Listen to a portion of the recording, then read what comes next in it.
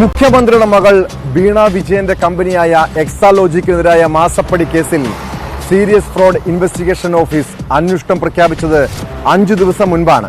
പിന്നാലെ നടപടിയിലേക്ക് കടക്കുകയാണ് SFIO.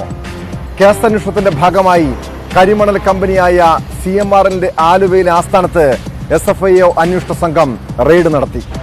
എക്സാലോജിക്കിനെതിരായ അന്വേഷണത്തിന്റെ ഭാഗമായിട്ടായിരുന്നു പരിശോധന.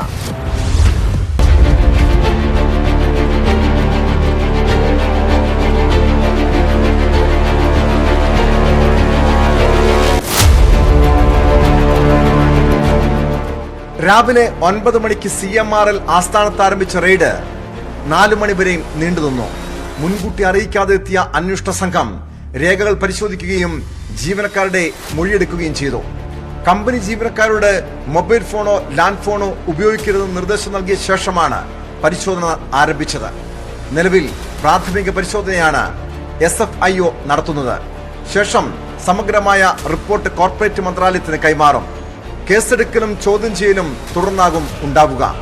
എക്സാലോജിക്കിനെതിരായ SFIO അന്വേഷണ പരിധിയിൽ പൊതുമേഖലാ സ്ഥാപനമായ KSIDCയും ഉൾപ്പെടുന്നുണ്ട്.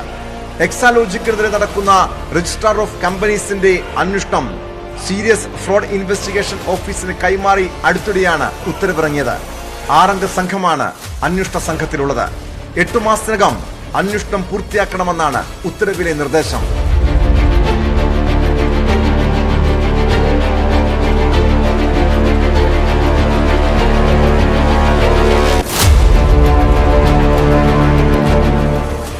News 18 കൊച്ചി.